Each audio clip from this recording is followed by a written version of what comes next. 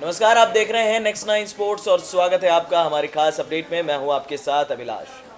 बीती शाम वाइजैग में भारत और ऑस्ट्रेलिया के बीच पहला टी20 मुकाबला खेला गया और ये सीरीज का पहला टी20 मुकाबला भारत आखिरी गेंद तक जरूर ले गया, लेकिन आखिर में जीत जो है वो कंगारुओं को नसीब हुई। सबसे बड़ी बात यह रही कि जिस तरह से भारतीय टीम खेली, 126 जो है काफ़ी लो स्कोर होता है टी20 फॉर्मेट में, चाहे आप किसी भी तरह की पिच पर खेल रहे हो।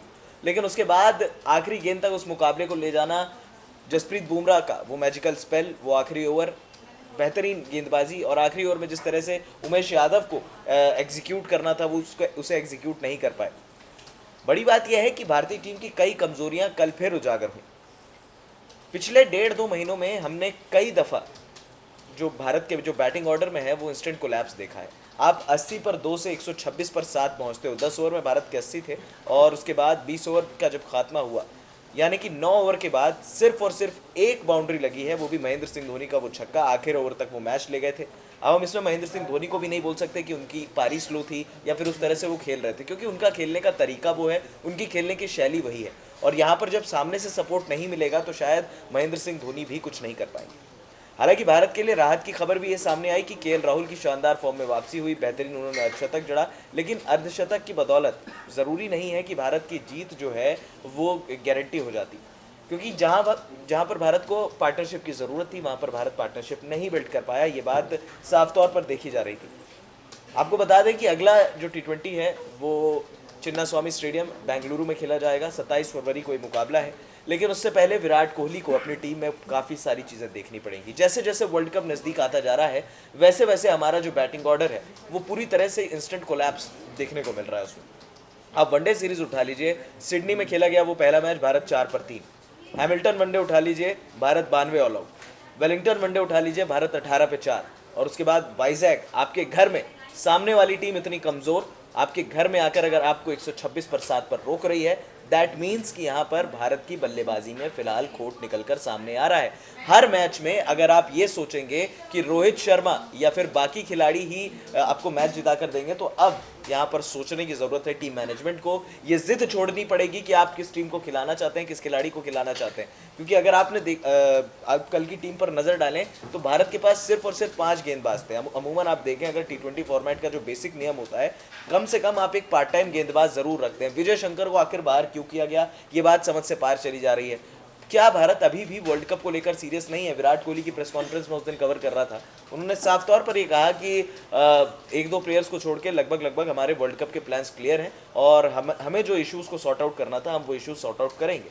लेकिन आप तब सॉर्ट आउट करोगे जब आपकी बैटिंग ऑर्डर जो है वो बेहतर तरीके से होगी। वनडे और टी20 फॉर्मेट में भारत का बैटिंग ऑर्डर जो है पूरी तरह से इंस्टेंट कोलैप्स हो रहा है उसका। और जहाँ पर जो सबसे बड़ी बात है निकल कर जो ऑस्ट्रेलिया के लिए सामने आई है कि ऑस्ट्रेलिया की बैटिंग उतनी ही मजबूत होती चली जा रही है।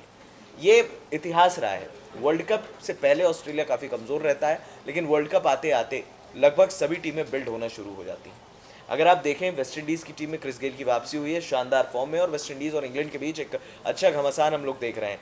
इंग्लैंड की टीम आप देखें, उनके सारे बल्लेबाज लगभग पिछले 1 साल से शानदार फॉर्म में हैं।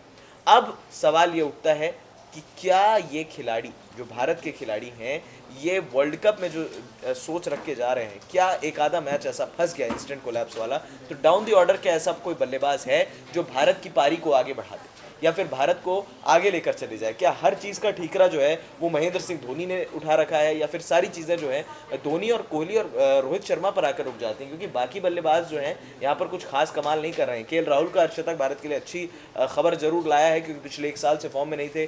टीम मैनेजमेंट का भरोसा है, नो डाउट केएल राहुल जैसा खिलाड़ी हमारी टीम में नहीं है, लेकिन अब भी यहाँ पर बहुत कुछ सोचे जाने की ज़रूरत है भारत के लिहाज से।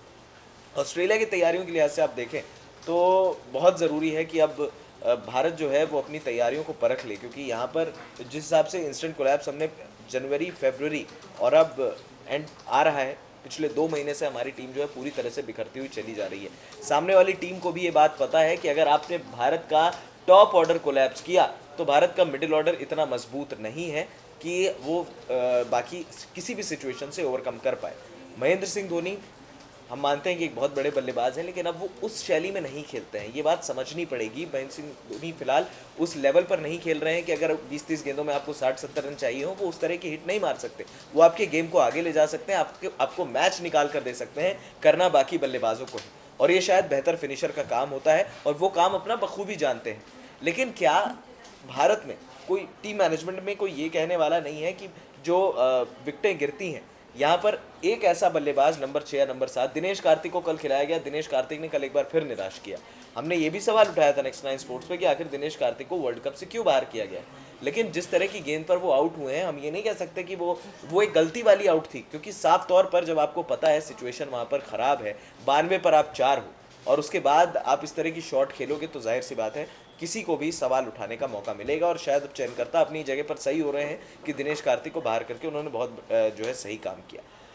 अगर टीम बनानी है भारत को, तो अब कहीं ना कहीं बाकी खिलाड़ियों को भी मौका देना पड़ेगा, क्योंकि मनीष पांडे, श्रेयस अय्यर जैसे खिलाड़ी जो हैं ये वेटिंग में है। मनीष पांडे को तो साल 2018 में पूरा टूर कराया भारतीय टीम ने, और उसके बाद उन्हें टीम से बाहर कर दिया। वर्ल्ड कप जैसे जैसे नज़दीक आ रहा है, भारत की टीम और बिखरती चली जा रही है।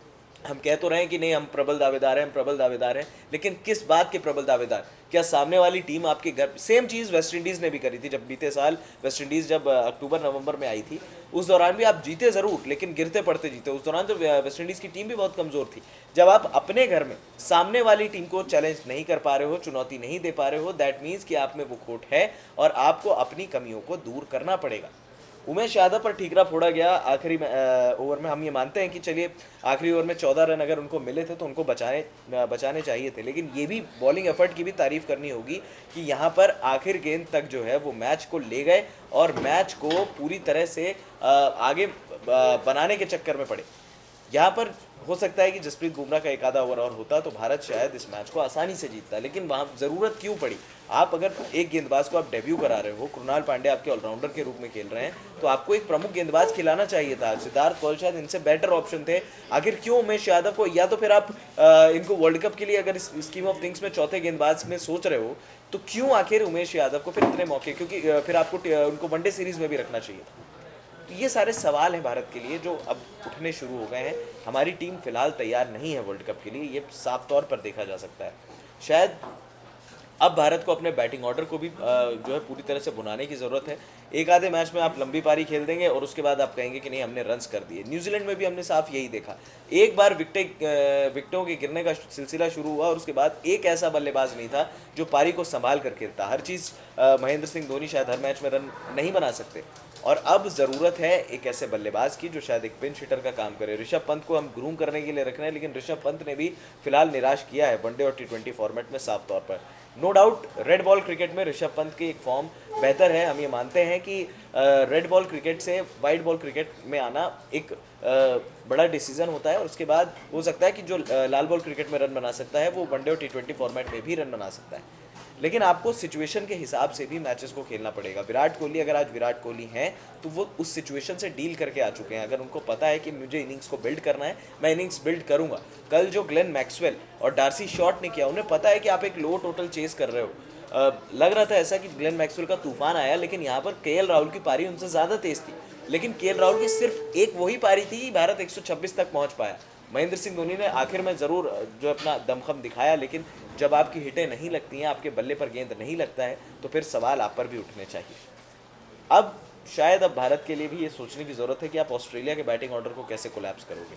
डार्सी शॉट, एरन फिंच फिलहाल लय में नहीं है। अगर फिंच लय में होते तो शायद 126 बहुत पहले ऑस्ट्रेलिया कंप्लीट करता। यहाँ पर अब ऑस्ट्रेलिया ने जो चुनौती दी है पहले T20 में, उसके बाद अब ये सोचने की ज़रूरत है कि भारतीय टीम किस लिहाज से अपने आप को बिल्ड करेगी और किस लिहाज से अपने आप को आगे लेकर जाएगी। क्योंकि यहाँ पर साफ तौर पर देखा जा रहा है कि अब भारत का इंस्टेंट कोलैप्स, सबको ये बात अब पता लगी है कि भारत का अगर आप टॉप ऑर्डर ब्रेक करेंगे, पहली 2 विकेटें या 3 विकेटें आपने निकाल दी, तो फिर भारत की बैटिंग में दम नहीं है। और अगर भारत की बैटिंग में दम नहीं होगा तो आप शायद वर्ल्ड कप में इस बल्लेबाजी के साथ तो आप नहीं उतर सकते। सेम फॉर्मेट वनडे फॉर्मेट में भी है सेम हाल, और उसके बाद T20 फॉर्मेट में भी यही हाल है। अब सवाल ये उठता है कि क्या भारतीय टीम यहाँ पर अपने जो जवाब हैं क्या उनको ढूंढ पाएगी, क्योंकि इन जवाबों को ढूंढना बड़ा ज़रूरी है। विश्व कप बेहद नज़दीक है, और अगर विश्व कप जीतना है भारत को, तो यहाँ पर बहुत ज़्यादा दिक्कतों का सामना करना पड़ सकता है भारत को। इस तरह की चीज़ों को रोकना होगा, अपनी बल्लेबाजी को कंट्रोल करना होगा, क्योंकि अगर बल्लेबाजी कंट्रोल नहीं की गई तो अब भारत गेंदबाजी पे तो आखिर तक मैच ले गया, बल्लेबाजी से कब मैच को लेकर जाएगा, फिर आप 200-250 की जब चेस करने की बात करेंगे तो फिर आप कर नहीं पाएंगे। फिलहाल इस खास अपडेट में इतना ही, हमें दे दीजिए इजाज़त। हाँ, हमारे चैनल नेक्स्ट 9 स्पोर्ट्स को सब्सक्राइब करना मत भूलिएगा।